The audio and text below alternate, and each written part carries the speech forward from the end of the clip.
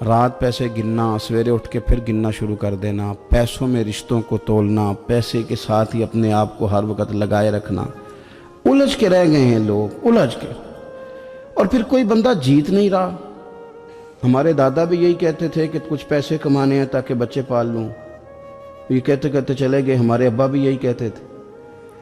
फिर उसके बाद हमने भी यही बोलनी शुरू कर दी है। तो जीता तो कोई भी नहीं, जीता तो कोई भी नहीं। माल को जरूर हासिल करें। हजरत भावलक नक्शबंद बुखारी रहमतुल्लाह अलैह फरमाते, मैंने ना मिना के मैदान में एक नौजवान देखा जो लाखों का कारोबार कर रहा था, लाखों का, दिनारों का कारोबार करता था, सोने चांदी हीरे जवाहरात का काम करता था। लेकिन फरमाते मैंने उसके दिल पे नजर डाली, लाखों का काम करता था पर उसका दिल एक मिनट के लिए भी अपने रब की याद से गाफिल नहीं था। हर वक्त उसका दिल अपने मालिक की याद में मसरूफ था, हर वक्त। इरशाद फरमाते हैं कि मेरा शुरू में उसके बारे में गुमान ये था कि देखो ये शख्स क्या कर रहा है, पैसा कमा रहा है, दौलत के चक्कर में पड़ा हुआ है। फरमाते हैं कि फिर मैंने एक और मंजर देखा, एक और रंग मैंने देखा कि वो कमा रहा था। और फिर इख्तिताम हज पे मैंने देखा कि जो कमाया था सारा अल्लाह के बंदों पे खर्च कर रहा था। आप और मैं, हमने देखना सिर्फ ये है कि कहीं ऐसा तो नहीं है कि दौलत में उलझ गए। बहुत सारे लोगों ने ये कहा था, हम सुनते थे जब कोई आदमी जाने लगता था ना परदेश पैसा कमाने के लिए, तो वो कहा करता था कि मैं मुल्क से बाहर जा रहा हूँ, 2 4 5 साल लगा के आऊँगा, वापिस आके फिर यहाँ मैंने कोई काम करना है, थोड़े से पैसे कमाऊँ ताकि यहाँ ना फिर मेरा सिलसिला कोई बन जाए। वो 3 साल लगाने गए थे पर 30 गुजर गए हैं, लौट के वापस कोई नहीं आए। वो 4 साल का कह के गए थे पर साल 40 हो गए, लौटे नहीं। क्यों नहीं लौटे? इसलिए कि पहले मुफाद छोटा था, ख्याल ये था कि थोड़े से पैसे आ जाएंगे, बच्चों का खर्चा चलने लग जाए, फीसें पूरी होने लग जाएं और मुझे किसी से मांगना ना पड़े तो बस फिर मैं कामयाब हूँ। ये तय किया था। उसके फौरन बाद फिर जब बाहर गए तो ख्याल आया कि नहीं, सिर्फ पंखे का नहीं एसी का बिल भी देना पड़ेगा। फिर थोड़ा और आगे बढ़े तो ख्याल आया कि छोटी गाड़ी पे गुजारा नहीं होता, बड़ी गाड़ी ना ले लें। फिर ख्याल आया कि बड़ी गाड़ी ली है तो ये तो अंदर खड़ी नहीं होती, सामने वाला प्लाट मिल जाए तो जरा गिराज अच्छा बन जाएगा। फिर उलझते उलझते उलझ गए दोस्तों। फिर ना मालिक हकीकी की जानिब वो नजर जो हमारी होनी चाहिए थी ना रही। ज़ौक़ से नमाज पढ़ते थे, फिर हमारी नमाजें मुख्तसर हो गई। हम सवेरे उठ के ज़ौक़ से कुरान पाक पढ़ते थे, फिर वो वक्त भी हमारा दफ्तर की तैयारी में लग गया। रात दुरूद शरीफ पढ़ते थे, लेकिन वो भी सारा हमारा हिसाब किताब में वक्त गुजर गया। हमने ये समझा ही नहीं कि दौलत कारखाना नहीं देता, दौलत सेठ साहब नहीं देते, दौलत आपको आपकी फैक्ट्री नहीं देती, देने वाले तो रब करीम की ज़ात है। तो जहां से आना था वहां तवज्जो देनी चाहिए थी कि जहां सिर्फ एक सबब था, जरिया था। हजरत अवैसे करनी रदी अल्लाह ताला अन्हु, हमारे सूफिया में एक लफ्ज बोला जाता है फक्र बूज़र, यानी कुछ लोग ऐसे हैं जो सैयदना अबू ज़र गिफारी रदी अल्लाह ताला अन्हु के तरीके पे चलते हैं। एक लफ्ज बोला जाता है फक्र बूज़र। कुछ लोग फक्र बूज़र के कायल थे, इसी मिजाज के कायल थे हजरत सैयदना अवैसे करनी रदी अल्लाह ताला। उनके ज़हन में एक बात बैठ गई थी कि यार देने वाला अल्लाह है, देने वाला, इज्जत भी अल्लाह देगा, रिस्क भी अल्लाह देगा। बल्कि इमाम गज़ाली रहमतुल्लाह अलैह ने तो हदीस लिखी है, आप फरमाते हैं कि नबी पाक सल्लल्लाहु अलैहि वसल्लम ने फरमाया जिसने बंदों से इज्जत तलाश की रब उसे रुसवा कर देगा। जो सियासत करके इज्जत हासिल करना चाहता है, जो इस तरह का माहौल बनाता है कि मैं कोई ऐसे काम करूं कि लोग मेरी वाह वाह करें, लोगों से इज्जत का हुसूल करने वाले को रुसवा कर दिया जाता है। इज्जत दरअसल वही है जो रब करीम अता फरमाता है। मेरे अजीज दोस्तों, आप अपनी तवज्जो, दिल की तवज्जो, रूह की तवज्जो अपने मालिक की जानिब जब कर लेते हैं, गफलत का फंदा उतार देते हैं और हर वक्त गलबा रखना पैसों का, हर वक्त उसी में सोचना, उसी में महव हो जाना, फिर आपका ज़हनी नुकसान होता है। फिर आपकी रूह जो होती है वो बेचैन रहने लगती है, پھر ایسے بھی غریب دیکھے جن کے پاس پیسے ہیں، پیسوں کے علاوہ کوئی شے بھی نہیں، پھر ایسے بھی تنگ دست دیکھے کہ جن کے پاس جائیدادیں بڑی ہیں پر ان کے پاس رات کو سکون سے سونے کے لیے وقت کوئی نہیں۔ عزیز بھائی، حضرت اویس کرنی رضی اللہ تعالیٰ عنہ کی ملاقات ہو گئی حضرت حرم بن حیان کے ساتھ، یہ بھی تابعی ہیں۔ تو حضرت حرم بن حیان رحمۃ اللہ علیہ کہتے ہیں، یہ نا ہم تو خیر بڑی ساری باتیں سنتے ہیں تو نصیحت نہیں نہ حاصل کرتے، ویسے بھی یہ دور تقریریں کرنے، تقریریں سننے کا ہے۔ جو عمل کرنے والے لوگ تھے ان کا کیا طریقہ تھا کہ وہ ایک دو جملے کافی تھا، علم و بس کری وہ یار او ایک کو یرف تینوں درکار، جملہ ایک بھی تیرے لیے کافی ہے، لیکن شرط یہ ہے کہ تو عمل کا ارادہ رکھتا ہو، تیرا خیال ہو کہ عمل کرنا ہے۔ وہ لوگ نا مختصر سی باتیں کرتے، مختصر سی نصیحتیں کرتے، لیکن وہ عکس جلدی کرتے، اس میں سے اپنے لیے خیر جلدی تلاش کرتے۔ حضرت حرم بن حیان کی ملاقات ہوئی حضرت اویس کرنی رضی اللہ تعالیٰ عنہ کے ساتھ، تو حضرت حرم بن حیان کہتے ہیں میں نے عرض کی حضور میں کسی ملک میں جا کے رہنا چاہتا ہوں، کہیں سکونت اختیار کرنا چاہتا ہوں، یہاں سے ہجرت کرنا چاہتا ہوں، تو مجھے کوئی آپ مشورہ دے میں کہاں جاؤں؟ تو فرماتے ہیں کہ میں نے جب یہ سوال کیا تو حضرت اویس کرنی نے مجھے اشارہ دیا، فرمانے لگے ملک شام چلا جا۔ کہتے میں نے اگلا سوال کیا حضور وہاں جا کے کاروبار کیا کروں گا، رہوں گا کیسے، کھاؤں گا کہاں سے؟ تو فرماتے ہیں حضرت اویس کرنی نے رومال اٹھایا، کندھے پہ رکھا اور چلنے لگے۔ میں نے کہا حضور آپ نے سوال کا جواب ہی نہیں دیا۔ تو فرمانے لگے جس دل کو ابھی تک یہی یقین نہیں آیا کہ روزی کون دیتا ہے اسے میں نصیحت کیا کروں؟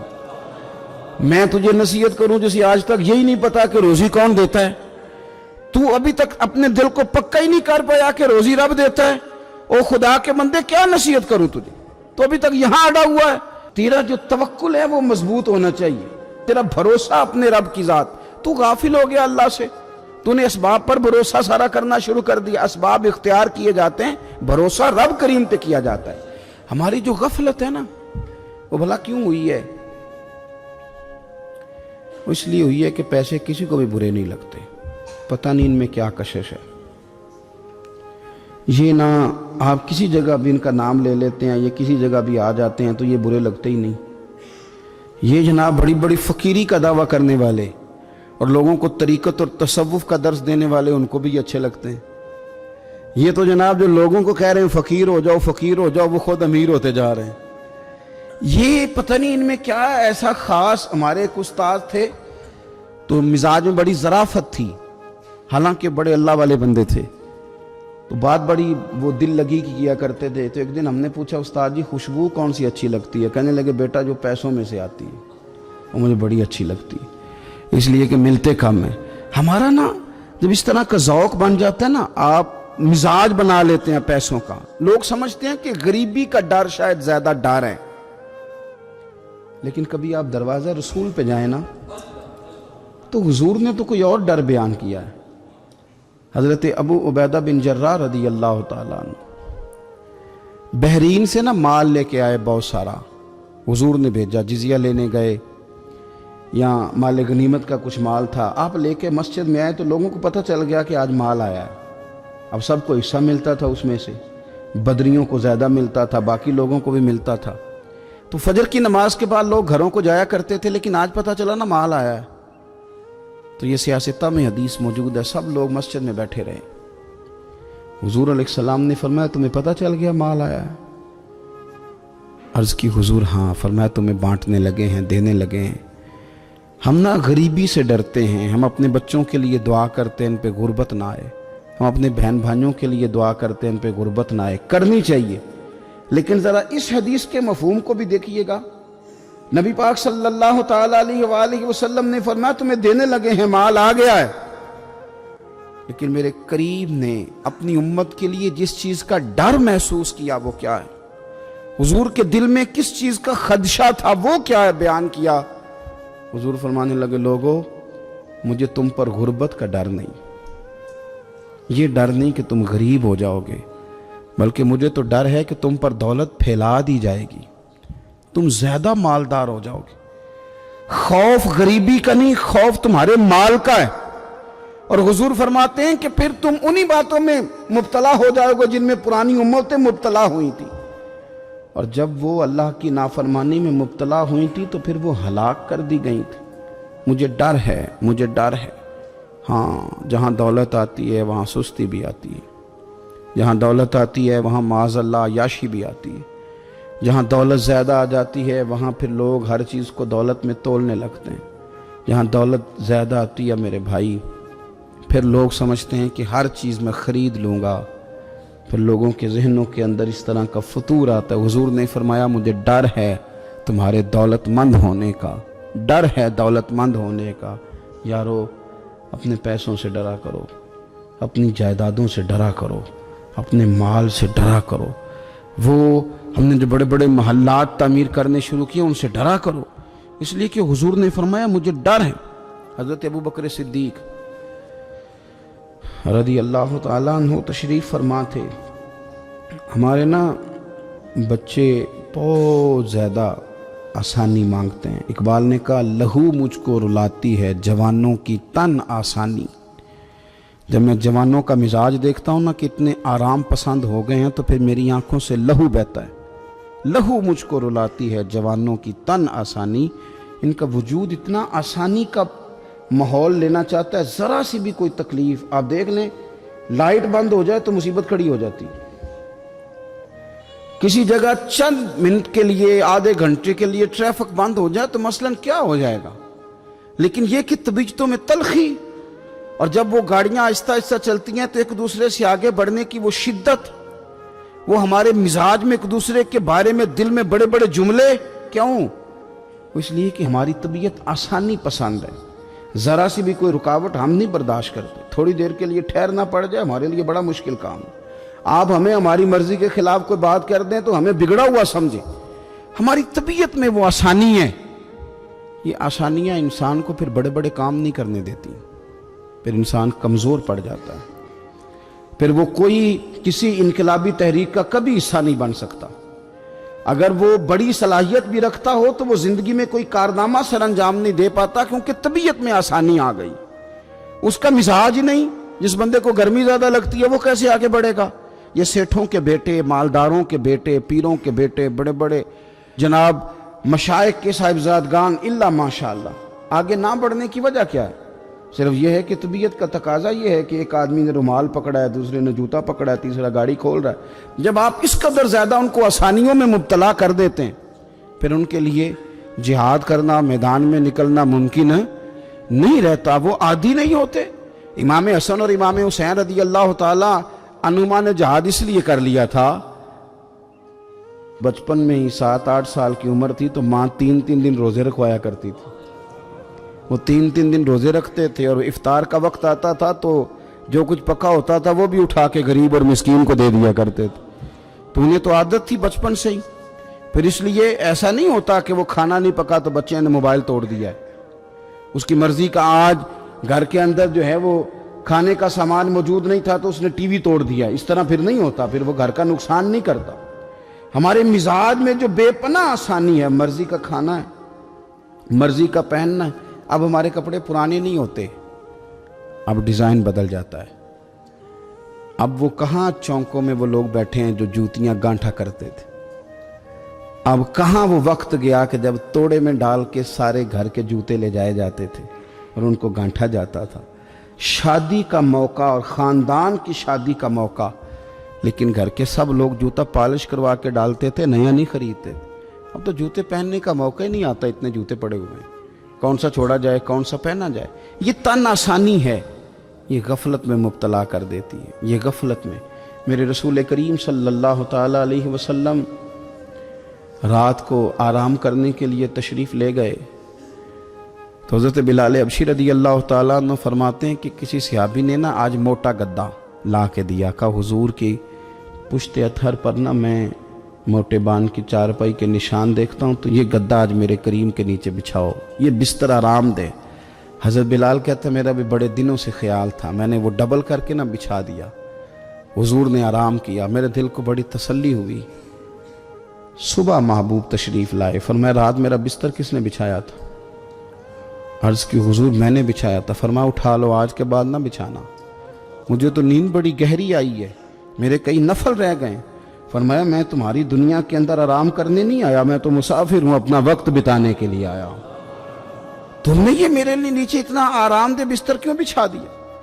हुजूर सैयद आलम सल्लल्लाहु अलैहि वसल्लम के कमर पर मोटे बांध की चारपाई के निशान देकर हजरत उमर जैसा बंदा रो पड़ा, जो मिजाजन सख्त मिजाज है, और अर्ज की हुजूर ये आपकी क्या कैफियत है? कैसर व किसरा अल्लाह के दुश्मन, इतनी आसानियों में और आप इस हाल में।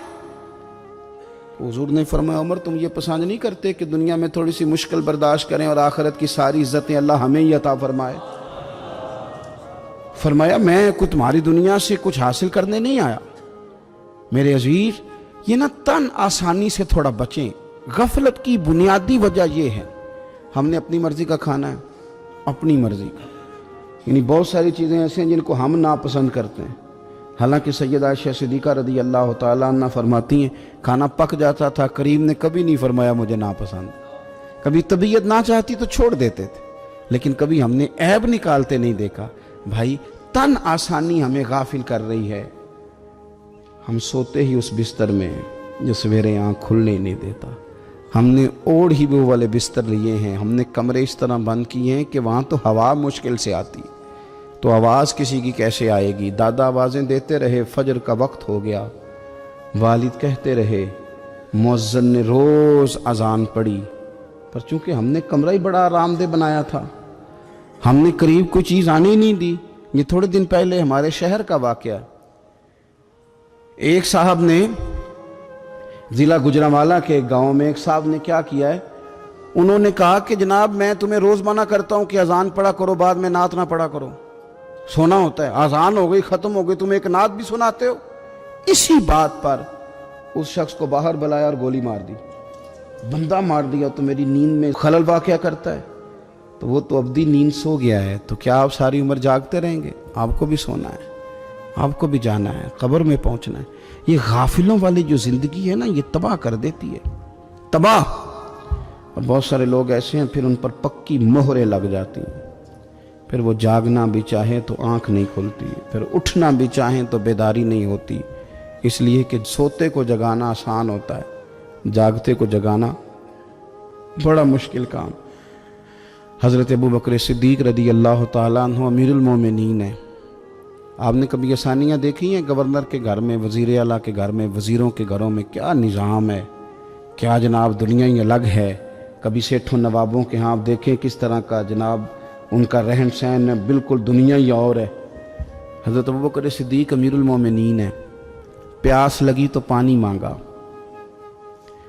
लोगों ने शहद मिला के पानी पेश किया, पानी मुंह के करीब गया तो जनाब सिद्दीक़ अकबर के बगैर किसी इख्तियार के छम छम आंसू बहे। इतना रोए कि लोग कहते हमें पता कोई नहीं था बात क्या है, पर अबू बकर का रोना देख के हमारा भी रोना निकल गया। पता नहीं था हुआ क्या है, किस वजह से रो रहे हैं ये नहीं पता था। उनको रोते देखा तो हम भी रो पड़े।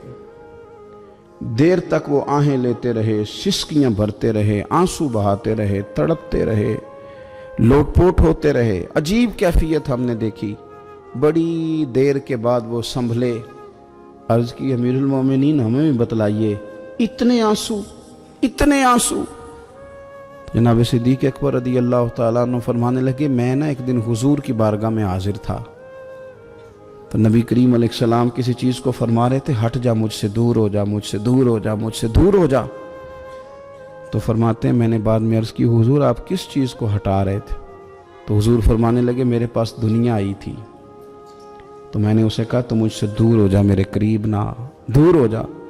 तो हुजूर फरमाते हैं वो मुझसे चली गई, पर जाती दफ़ा कह गई है कि हुजूर आपने तो मुझे अपने से दूर कर दिया, पर आपके बाद वाले मुझसे बच नहीं सकेंगे, वो मुझे कबूल कर लेंगे, वो मुझे बड़ी बड़ी सेफ अलमारियों में जगह देंगे, वो तिजोरियों में भर लेंगे, वो मुझे रख लेंगे, पसंद कर लेंगे। हुजूर ने फरमाया तू हट जा। हज़रत सिद्दीक़ अकबर फरमाने लगे, मैं पानी मांगता हूँ, मुझे शहद देते हो, मुझे दुनियादार ना कर देना, मुझे इस आसानी में मुब्तला ना कर देना, मुझे डर लगता है उन लोगों में ना हो जाऊं जिन पर दुनिया फैला दी गई, फिर वो अल्लाह के जिक्र से गाफिल हो गए। भाई कितने दुख की बात है कि कुछ लोगों ने पिछले रमज़ान शरीफ को कुरान मजीद खोला था, यानी एक महीने में भी एक कुरान शरीफ हम ख़त्म नहीं कर पाते। کیا ہم روز فون نہیں سنتے؟ کیا ہمارے پاس جو SMS آتے ہیں ان کے جواب نہیں دیتے؟ کیا ہم اپنی مرضی سے اپنی طبیعت کے مطابق نیند پوری نہیں کرتے؟ کیا ہفتے میں 1-2 دفعہ ہم باہر سے جا کے کھانا کھانے کا پلان نہیں کرتے؟ سارے کام ہم کر رہے ہیں، ٹائم نکل رہا ہے، دوستوں کے ساتھ ملاقاتیں ہو رہی ہیں، خوش گپیاں جاری ہیں، تو کیا وجہ ہے؟ قرآن پاک ہمارا مہینے میں 1 دفعہ ختم کیوں نہیں ہوتا؟ درود پاک کی مجالس ہم قائم کیوں نہیں کرتے؟ ہم کیوں نہیں اپنے آپ کو تھوڑا سا وقت دیتے؟ کیوں نہیں ہم اپنی روحانی زندگی کو آباد کرنے کے لیے تھوڑا سا آگے بڑھتے؟ کیوں نہیں وظائف پابندی سے پڑھتے؟ کیوں فجر سے تھوڑا پہلے ہماری آنکھ نہیں کھلتی؟ غافلوں والی زندگی نہ گزارے، ورنہ یاد رکھیں ہماری آنکھ اس وقت کھلتی ہے جب آنکھ بند ہونے کا وقت آ جاتا ہے۔ اس وقت آنکھ کھولیں گے تو اس کا فائدہ کوئی نہیں ہوگا۔ اب وقت ہے، اب وقت ہے، اپنے آپ کو ذہنی طور پر تیار کریں، اپنے دل سے روز کلام کریں۔ جس طرح اپنے پیسوں کا روز حساب کرتے ہیں تو اپنے دینی معاملات کا بھی حساب کریں کہ کہاں کتنی چیزیں ایسی ہیں جو میں نے بلا وجہ چھوڑ دی۔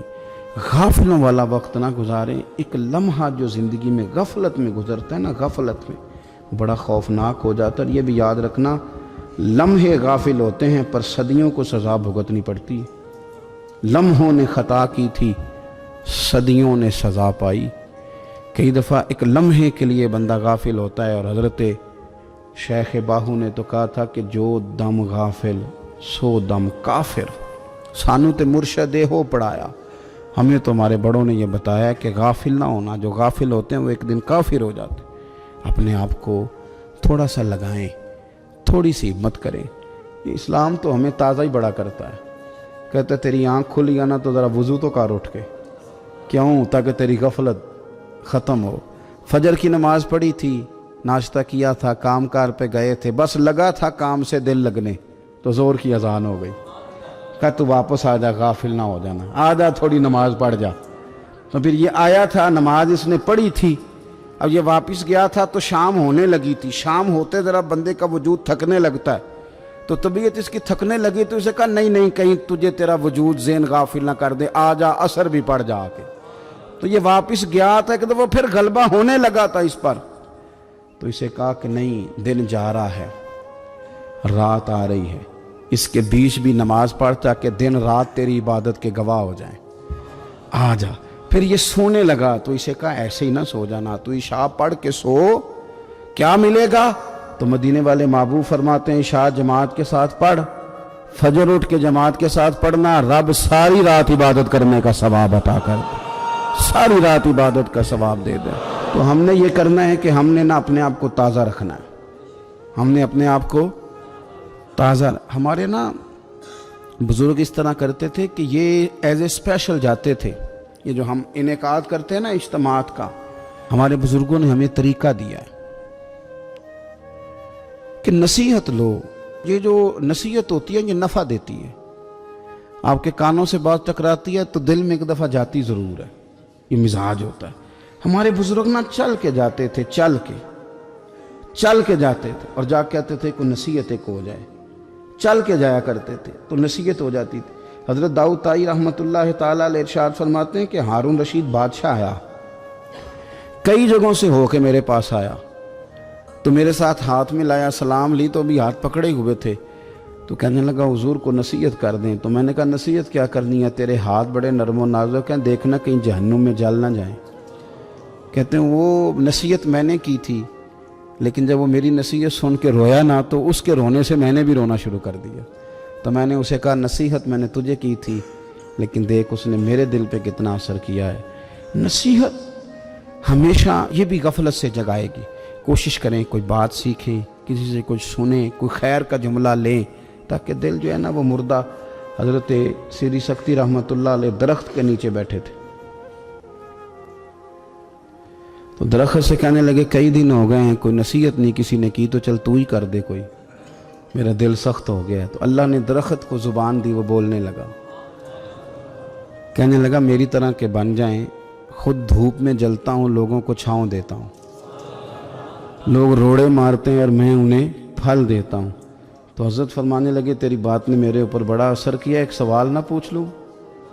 کہنے لگا پوچھ لیں، تو فرمانے لگے تو اتنا ہی اچھا ہے تو تیرا انجام کیوں نہیں اچھا؟ جب تو خشک ہو جاتا ہے تجھے جلا ہی دیا جاتا ہے۔ اصل تو یہ نا کہ انجام بندے کا ٹھیک ہو، آخرت اس کا انجام ٹھیک ہو، تجھے جلا دیا جاتا ہے۔ تو کہتے ہیں درخت کہنے لگا حضور آپ نے تو مجھے کہا تھا نصیحت کرنے کا، اب آپ نے مجھے شروع کر دی ہے اور میری نبض پہ آپ نے ہاتھ رکھ لیا ہے، بڑا اچھا کیا مجھے آپ نصیحت کر رہے ہیں۔